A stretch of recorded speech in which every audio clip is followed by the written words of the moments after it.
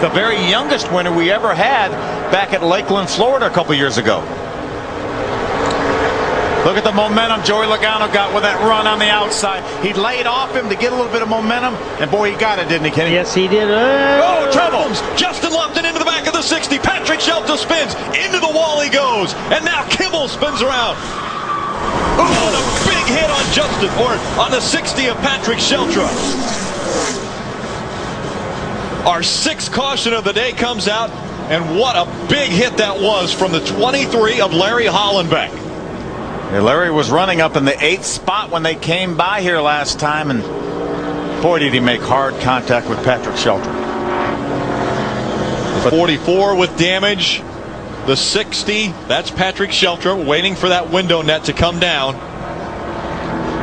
Just about took the back end off of that car. The only thing I liked about what I saw there was it got hit towards the back of the car. It spun him around a lot. Yeah, not towards the driver's door. Yeah, safety workers right out there very, very quickly.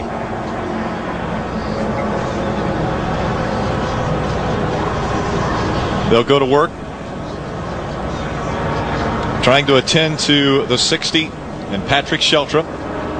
Again, what took place was Justin Lofton was just behind Patrick Shelton. Shelton moved up the racetrack a bit. It looked like Justin Lofton got into the back of that car then. Shelton slid around, made contact with the outside wall, and then coming through on the high side, that 23 of Larry Hollenbeck made additional contact to the 60 of Patrick Shelton. We saw the damage to the back of the 44. Frank Kimmel came a lot of damage. Absolutely nowhere to go. Safety crews working on Larry Hollenbeck as well.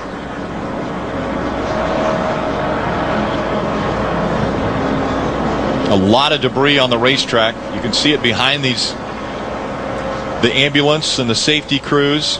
They're switching from yellow to red. Looks like they're about to put the red flag out.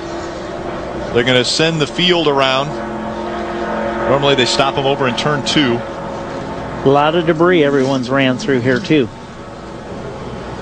We're hearing they're going to stop the field in turn number 1. And so the pace car stops. You'll see them angle down.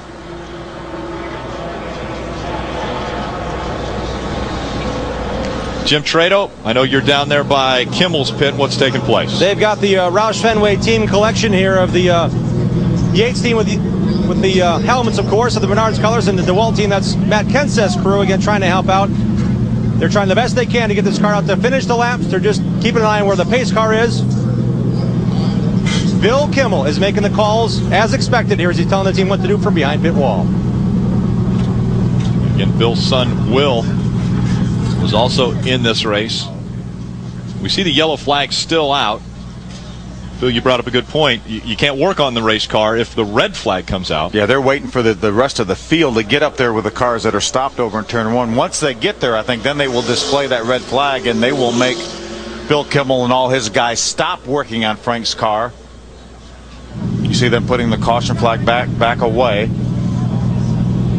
As soon as that red flag is displayed, and there it's displayed, they'll relay that information to all the officials, and I'm sure the official will stop. There he is telling him you can't work on the car anymore.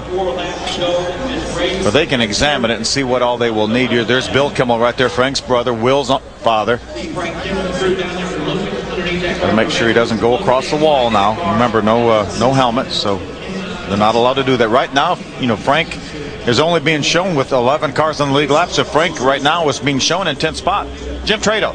What they're trying to do, guys, they're trying to get the rear frame rails up. They're dragging in the fuel cells nearly on the ground. What Bill Kimmel's directing the team to do is to put the jack stands themselves underneath the rear hoop of the frame.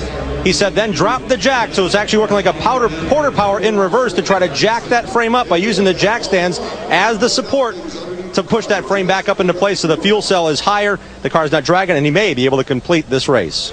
Wendy? Well, here on the 6th pit box of Justin Lofton, his crew chief, Mark Rett, is talking to Billy Venturini, crew chief for Joey Logano. They are forming an alliance and trying to work out these final 4 laps of this race, whether Billy and Mark, the 2 crew chiefs, can get the 2 drivers, Joey Logano and Justin Lofton, on the same page. They said they made an alliance before the race. They've stuck together most of the time, and the 6 of Justin Lofton just came over to the radio and said, I really should have went with Joey Logano that last time around because he was able to pull away. We're going to have to wait and see. It's all smiles now, but it's going to be serious business in just a few minutes.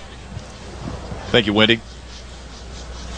It's serious business right now on the racetrack as the safety crews continue to try to attend to the 60 of Patrick Sheltra and the 23 of Larry Hollenbeck, and that's why we're under a red flag condition. Those safety crews working to not only clean the racetrack up, but to attend to those drivers, and we will give you any updates as soon as we hear them. But again, they are trying to work on the 60 and the 23 right now. We'll be right back to give you more from Daytona International Speedway here on Speed.